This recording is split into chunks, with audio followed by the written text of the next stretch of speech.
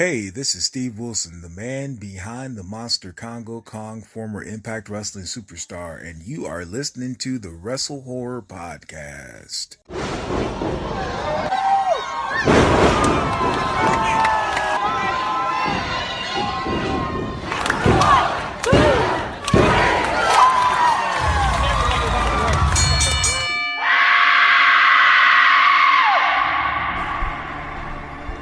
Ladies and gentlemen, welcome to WrestleHorror.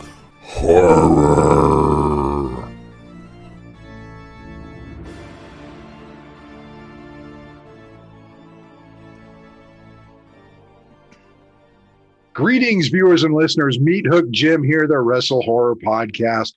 With me, as always, my co-host, Donnie Hoover. Donnie, didn't I just see you? Yeah, not too long ago, it seems like. And not only did I just see you, but I just saw our special guest who was on another podcast with us just an hour. Well, actually, we finished up about, 20 minutes ago. About 20 minutes ago, yeah. I would like to introduce the man behind the monster, Kongo Kong, Steve Wilson. Welcome to the show. Hey, man. Thanks for having me again tonight. I reached out to you because, the whole WrestleHorror concept and Kongo Kong being the way he is. And for those of you that are watching, you can see him right behind me, strangling me. But how did Kong come to be? I mean, that's the one question that maybe some people want to know, and I do for sure. Okay. It started off, I was actually wrestling for a guy in Michigan by the name of Phil Monahan, and he told me, he said, well, I really don't have anything for Osyris on my shows. I feel like Osyris is kind of dull and boring, but I got this idea, and it's kind of a mix between Kamala and Umaga. He's like, you can make it your own, but, I just want you to come up with something, different than what you're doing. And I was like, all right, whatever. As long as it pays more, I don't care. And so I did that, for about a year and a half, and I ran as Shomari, still while doing the Osyris character. Then I got a booking in Chicago for a group called Elite Pro Wrestling, and they had ties with the Insane Clown Posse, and Juggalo Championship Wrestling. So they presented the idea of me coming into JCW one night while they were all hanging around, I guess. And they booked me, and I show up, and I'm thinking, okay, I'm going to be Osyris, and I know that they want me to paint my face because, they thought that was cool. And they said, hey, since you have this tattoo, why don't you paint your face, to kind of match the tattoo? And I said, okay, no problem. And I show up, and we're going through the show. We're going through the matches and stuff before the show, and they are calling. They're telling everybody what they're going to do, and I'm kind of looking around like I know everybody, I'm familiar with everybody. And then they announced this 4-way tag match, and they say at the end of the 4-way tag match, Kongo Kong is going to come out and destroy everybody. And so I'm looking around, and I'm like, who's Kongo Kong? I know everybody else. Who's this Kongo Kong? Maybe he's not here yet. And then finally the guy looks over at me. He goes, oh, that's your new name, by the way. You're more than welcome to use it wherever. And I go, okay. All right. I guess I'm Kongo Kong. Great. Last thing I wanted to do was be somebody else, but whatever. Okay. So basically I kind of married the Shomari character to my own, thoughts of what that character should be, I guess. And, kind of did my thing from there. Right on. Okay. Speaking of the Kong character, I first saw you on, I saw Kong, excuse me, on Impact Wrestling. And you were in a program with Abyss as to who was the monster of Impact. And it really fascinated me because, I mean, to me, it's like, where did this guy come from? And why is he beating up Abyss? Because let's face it, the way they booked it, I mean, you were really, you got the upper hand quite a bit on him. Yeah, I think it was a situation where Abyss kind of wanted to fade into the background, and they kind of needed a monster character to try to replace him. And so having run into him a couple times on the independents, he had the idea of me being that guy. And he said that I deserved a spot and that he was going to do everything he could to make it happen. And he did. I haven't been 18 years in the business at that point. You learn to not believe anything until you see it. But he actually made it happen. And he messaged me one day and he says, "I need you to work on getting a ticket to Orlando." And he said, "Don't worry about your hotel or anything." And he's like, "I think the company is taking care of your ride from the airport. So you'll have a tryout match probably in front of the wrestlers and the producers. And then you'll, if you pass that, you will have an explosion match." And I said, "Wow, okay, sounds good." And so that happened, and I got there, and they realized that they had a wedding to film the next day. And so there wouldn't be time for me to have a match in front of the producers or whatever. So they sent me straight to Explosion. And I wrestled Caleb Conley and went out there and left everything in the ring. Yes, I remember. And the rest is history, so they say, right? Yep. The next day, I found John Gabert. They called him Big. And, asked him if he was, I thanked him for allowing me to come in and try out. And asked him if everything was all right. He said, "Absolutely." He said, "We want you back in 3 months with a full story." And so, I took a moment and, processed that. And then I walked around the corner and I called my parents and about cried, telling them, "Hey, Ma, I finally made it on TV." Very cool. So, if I'm not mistaken, Jimmy Jacobs was your mouthpiece for a part of that run. Am I right on that? Yes.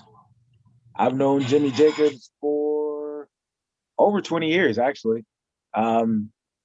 He was an underage teenager, but his brother wrestled with our group that had trained in Holland, Michigan.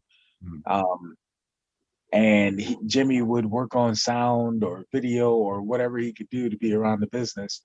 And eventually he, completed his training, and we had even tagged back in the day. It was Osiris, Big Bully, Jimmy Jacobs, and Osiris. So he would walk out in his fur coat and talk all kinds of mad crap, and then I'd have to fight for him. So it was pretty fun.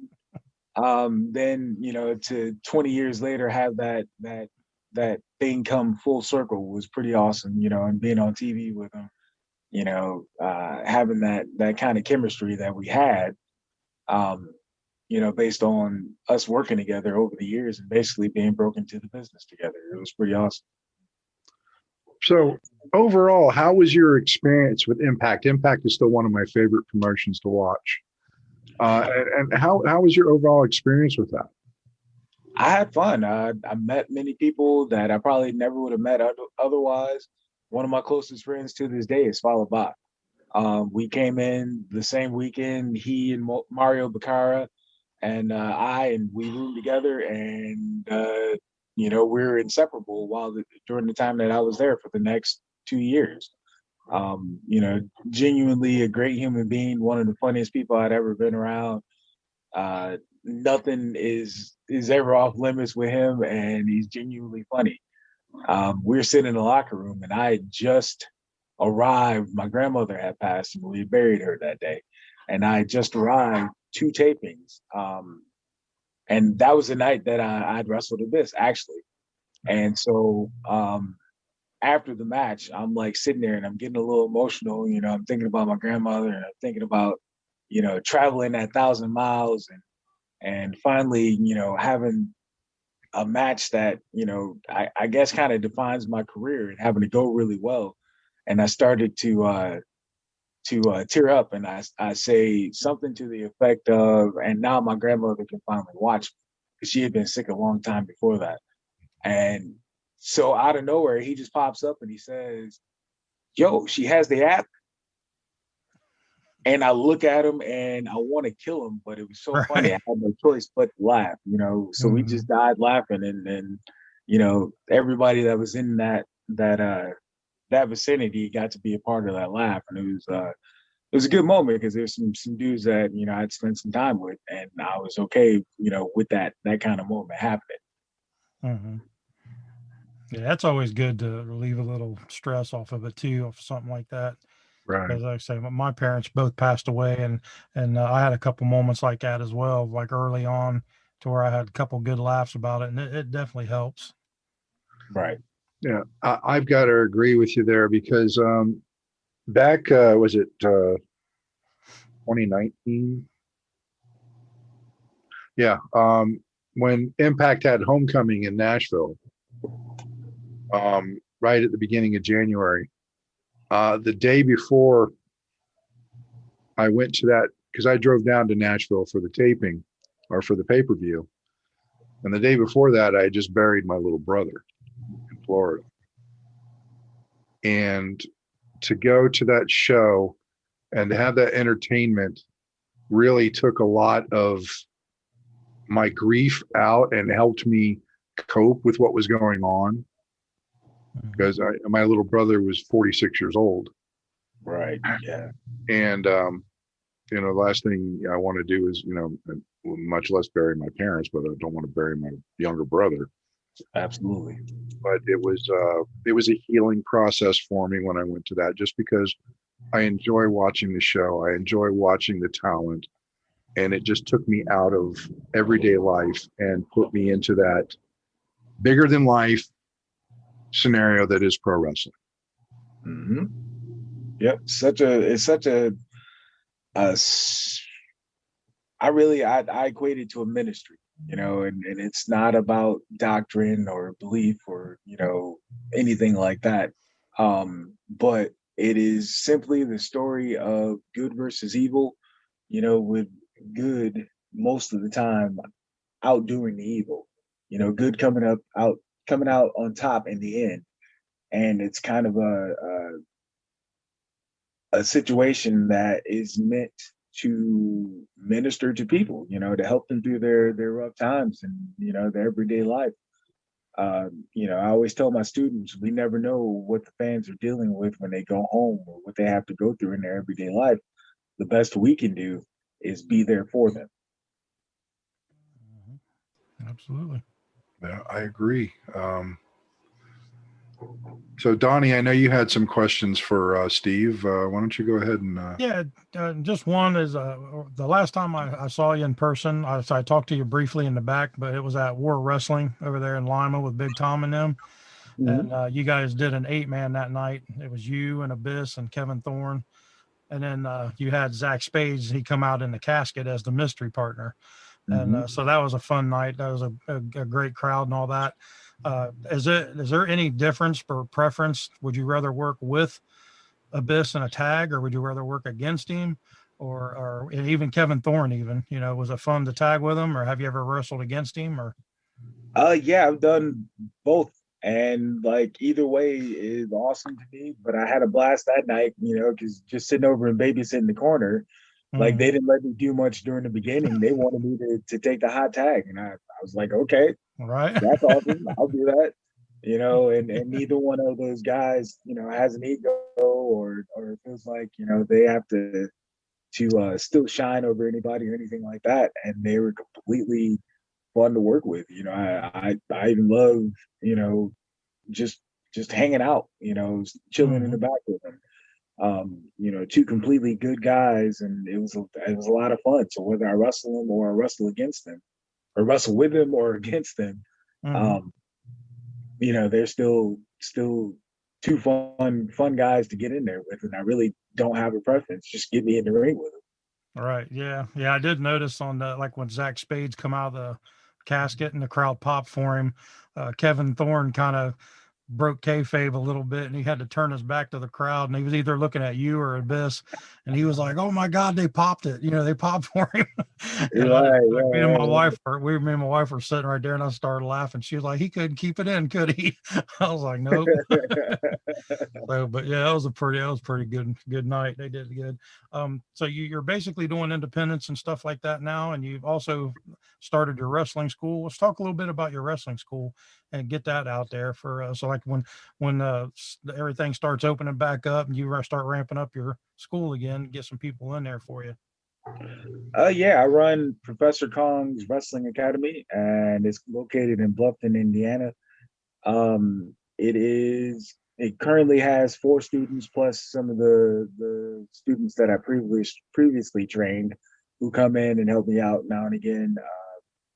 Um, and Yeah, we run Tuesdays and Wednesdays, and it's a 2-year program. And I know, these days that seems like a lot, where you'll find a lot of these programs, they just do a set amount of weeks and you're done and it's on to the next. Well, my situation is both to try to accommodate people's budgets better, and also to accommodate people's learning curve better, because not everybody learns the same. And I feel like if you just go and throw people out to the wolves, then they run the risk of not realizing their full potential as a professional wrestler. And you sometimes, by doing that, you end up relying on other people to make your students better. And I never want to be that type of trainer. I want to be um, the full and complete trainer, so to speak. Right. Very cool. Yeah. So one of the things we like to do with the Wrestle Horror podcast is we're more of a, I mean, we like to get on here and have fun and tell stories, but we're also like a learning podcast. And I always try to like pull a nugget of information from everybody we talk with. And we have had a bunch of different topics for you. I want to talk about like big men, wrestling big men. What piece of advice, or if you have multiple pieces of advice, um, that you could give to the big men out there in the independents and stuff, give them some advice on maybe on telling stories in their matches that they may not have considered or thought of, or just anything you think would be important for a big man match, so to speak. Well, funny story about that. Matt Anoaye, or better known as Rosie, um, God rest his soul. Uh, we had a couple of shows that we did together, and um, a bit of advice that he gave me, but it's weird because I bet against it, I guess, more or less, and it paid off. And not, to discredit him by any stretch of the imagination. It just worked out better, me not listening to him in this case. But he told me, he said, with you being a big guy, sorry, you need to stay off the top rope, and you need to start, standing in the middle of the ring and doing things that big men do. That means not taking bumps and not flying around like you're a cruiserweight or something like that. And he says, if Vince ever uses you, then he won't let you do anything like that. And I said, okay, I appreciate that. I really do. And I understand that. I absolutely get where you're coming from. The problem is, if I go out and I do the same things that every other big man does, then why would Vince even notice it? Good point. And I don't think he liked me much after that, at least for a while anyway, until we ran into each other later on. Mm-hmm. But I think it ended up working out for me to where, I would go out and do things my way, and I took some of his advice, and, I didn't go to the top rope more than once a match, but I wanted to make the things that I did count, and so listening to him and some other people over the years, instead of going out there and wrestling these guys that weigh half your body weight and giving them every big move that you have and allowing them to kick out, it's probably better, not only on their body, on the storytelling, but on your body, to not let them kick out of so many of your big moves. You know, give them one or two big moves, let them kick out of those, and then end them. You know, but you need to learn some more basic things that uh that you can still tell a good story, still tell that you're the bigger dominant character in this match, and still not give away um your size. You know, don't whore out your size. You know, don't go in there, don't take any crazy bumps from them. Learn how to take some of the things that they want to do and figure out ways to get into them that don't diminish your size. You know, like I run into a situation with a lot of guys where we'll go to talk about the match and I'll ask them, okay, so what type of things do you do? And their first response is, well, nothing I can do to you. And I'm like, okay, well, how do you know? How do you know what I'm willing to do and what, you know, what we can make work or anything like that? You have to keep an open mind. And if you don't keep an open mind about things, then you know it's gonna make it harder for you. So you know, if somebody wants to get me to somewhere somehow where I need to be seated on the ground, you know, where they would normally do a snapmare to do that, I don't believe that a smaller guy should be snapmaring a bigger guy like that. So what I'll do is I'll cut them off, I'll let them go for it, I'll cut them off, I'll body slam them, tell them to move, and I'll miss a leg drop. You know, simple things like that will Set help. it up for them. Yep. Yeah, it'll help tell a better story, and they still get to do the move that they wanted to do, and you're not being a jerk in the process and not letting them do it. You know. Yep. Very good advice. Excellent advice, actually. So you got the school and you're doing your independent stuff and keeping busy on that. What kind of stuff are you seeing out there on the shows with all the COVID regulations? I know people have probably talked about these COVID on the wrestling shows till they're blue in the face, but you know, everybody has a different story. It seems like. So what's kind of things that you're seeing out there? For the most part, everybody's playing by the rules and doing what they're supposed to do and all that, and the fans are still enjoying themselves. Yeah, for the most part. You know, if I'm indoors, I'll wear my mask to the ring, and then wear it from the ring. You know, people are generally distanced pretty well unless they came with a group. You know, and really, I guess, you know, it's their choice of how they do things. I just prefer them to be further away from the ring. You know, whether you're wearing your mask or not, you know, that's on you. You're a grown person. I wish you would wear it, you know, because then, you know, it shows me that you're looking out for other people as well as yourself. But, you know, you can't make everyone do right. You know, over this past summer, I swear I've never wrestled in so many backyards than I have then. And, you know, that was fun. It was different. You know, Greg Valentine once wrestled at somebody's backyard promotion, and he cut a promo about it. And he says, everything in wrestling comes full circle. He's like, I sold out Madison Square Garden, and now I'm selling out the backyard.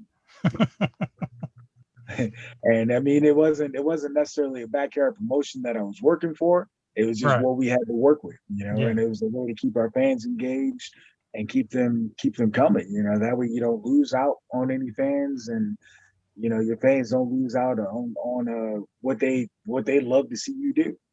Right. Yeah. If you have to keep it outdoors, you got to find somewhere to put it. Yeah. So one thing I've noticed, you know, and it varies from, you know, you've mentioned a lot of promotions where people aren't wearing masks, but, you know, you're protecting yourself. I'm fortunate to say that the local promotion that I go to see, which is Future Great Wrestling, they are completely committed to social distancing and protection, and you can't go in without the temperature check and a mask on, and you can't remove the mask for the show. So I appreciate that, because you're still, you know, people want to get out and they want to go do things. They want to go watch wrestling, and it's hard with all the restrictions. But they managed to make it work, and it's a small sacrifice just to wear a mask for a couple of hours. Yeah, I don't understand people's argument with it. You know, I see these videos on YouTube. I love watching YouTube, where I believe they refer to them as Karens. Yes. We'll talk about not wearing their mask and not breathing in their own junk and whatever. And I'm like, well, and she's like, there's evidence to prove, and there's studies shown, and I'm like, okay, so then why do medical professionals do it every day for long shifts? Why is it okay for them to do it, but you can't do it for a little while? Right. Yep. But people are selfish. People are all about their freedoms, and at the end of the day, really just don't, care for anyone else. Right. Yeah, Max said that's the kind of the way I think about it. I mean, I'll admit, I'll be the first to admit, I don't 100% agree with the whole, wearing the mask all these times and doing all this and that, but I still do. Every time I go into some place, I always put it on, and it's not to protect myself. It's to protect the other people, to do my part on making sure I don't spread something to them. And, so even though I don't agree with it, I still do it. I just, it's not a big deal in my opinion. It's like, yeah, I think it sucks. I don't want to wear it, but it's not going to kill me. You know what I mean? Right. Right. And guys like me appreciate it. I'm type 2 diabetic, and I'd rather not have to experience that fight, especially if it's not in a situation where I did anything to get myself into that fight. Right. Yep. Yeah, I'm type 2 diabetic as well. And I actually had COVID. Was it the first week of January? I think it was. Yeah, it was like the 7th. I got it on the 7th, and thankfully it wasn't that bad on me. I just had I had a dry cough for a couple of days, and then I felt tired for a couple of days, and that was pretty much all I experienced. But our whole family got it for that week or whatever, 2 weeks. Yeah. But yeah. I got it. I believe I got it anyway, because there was no testing at that point. But I believe I got it at around New Year's last year, and for me, same thing. I had like 2 days worth of fever and tired, for a couple of days, and then I had a persistent cough for a while, and I could still tell that it had an effect on my lungs, because I can't always catch my breath like I used to, or I can't sing like I used to, and I don't want to go through it again. I don't want to deal with, having to experience a different strand of it or what it might do, and have that issue. I got enough going on. Right. Yep. And then also I worry about, passing it on to my parents and stuff like that, and so it's a big risk factor. And it sucks that, we even have to deal with it like that, but it's just part of what's going on, man. Yep. That's where we're at right now. Be safe than sorry, that's for sure. Yep. Me, I'm just glad that you can't catch it over Zoom. Right. Well, I don't think masking our faces up on Zoom would be a bad thing either. We are. I mean, we ain't no Chippendales, that's for sure. Hey, you guys speak for yourself. Yeah, right. I keep threatening to get my red assassin mask out. You know that. There you go. No. But so We're not going to run this long, and I know you're probably tired, and we're running on empty too. But yeah, I'm gonna hit him with the question though. Got to get the got to question. do the question before I wrap this up. Yeah, I say we got a question we ask everybody we interview, and it's no right or wrong answer. It's just a question for fun, put somebody on the spot, and it's like I said, we do it to everybody. The question is: you are the main serial killer character in your own horror film. What is your go-to kill? Do you mean weapon or whatever you want? Whatever you can. However you want to kill somebody. I'd say if I'm in a horror film, I'd probably just pull their heart out of their chest, or like legit rip their head out. See if their spinal cord comes with it. Dismemberment. Yeah, pull their guts out, show them to them. Ew, I'm nasty. I like the way he thinks. Right? Well, I mean, he is Kongo Kong. He's got to have some kind of nastiness to him like that. Right. Yeah, yeah. We all have other sides, I guess. Yep. See, now I can just picture this. I can picture you ripping somebody's head off with the spine still attached. I mean, just Like in I Predator. see that in my head. Like when Predator did it to that guy Right. on the Yeah. tree branch. Yeah. Which was pretty awesome, by the way. So, Steve, how can people find out more about your wrestling school and more about Kongo Kong? Well, if you search for Steve Wilson on Facebook, you can find my personal page. Feel free to hit me up with a message there. I also have the Kongo Kong / Osyris page. You can hit that up. There's also the Juggernaut Gear by Osyris page. If you're a young wrestler and you're looking, well, not just young wrestler, but if you're a wrestler looking for good quality wrestling gear, hit me up there.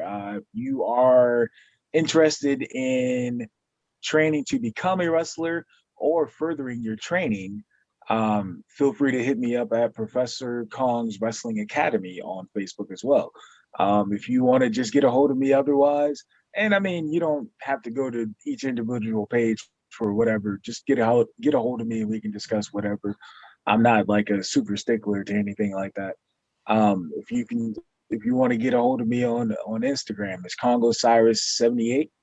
And on Twitter, it's at Real Kongo Kong. So yeah, only thing I asked is that you don't be weird about it. Like, have a purpose when you contact me. You know, I've had situations where, you know, I've had to end relationships early because, you know, people, you know, were weird, for lack of a better term. Yep, they're out there.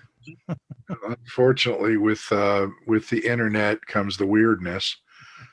We just have to filter through it, I guess. Yeah, well, the weirdness has Yeah, always pretty been much. there. Just the internet's easier to find them. Right. Yeah, makes it more apparent. Yeah. So, with that being said, don't forget to catch WrestleHorror on all our social media outlets, at WrestleHorror on just about everything, including Facebook, Instagram, Twitter. I think we're talking about doing TikTok soon. I don't know. I mean, I think we're too old for TikTok, but Yeah. you know, Nobody wants to see me dance anyway. Don't forget to check out. Go ahead. When you say WrestleHorror, are you saying WrestleHorror or Wrestle WHORE? HORROR. Horror. Horror. Horror. WrestleHorror. I get that all the time. They're like, to the other channel, but I'm just saying, might want to make that, you know, no. Yeah, I've gotten that before. I'll tell them what the name is, and they're like, "What'd you say?" I'm like, "Wrestle horror, like horror films," and they're like, "Oh, okay." Oh. So with that being said, I am Meathook Jim, along with Donnie Hoover, and our special guest, the man behind the monster, Steve Wilson, behind the Kongo Kong. Thank you so much for coming on to the show and putting up with actually 2 recordings tonight. We appreciate it. Mm-hmm. Man, thanks for having me again. Like, I appreciate it. I'm sorry it didn't work out previously, but you know, life happens, and we're getting better. And that's all you can hope for, is every day to keep striving to get better. Yep.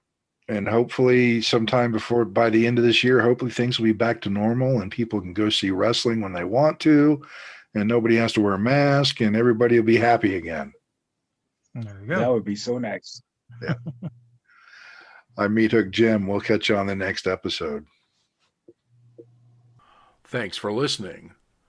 Make sure you follow us on all of our social media outlets: Facebook.com/WrestleHorror, Instagram @WrestleHorror, Twitter @WrestleHorror, on YouTube at the WrestleHorror channel. And you can also find us on our website, www.WrestleHorror.com.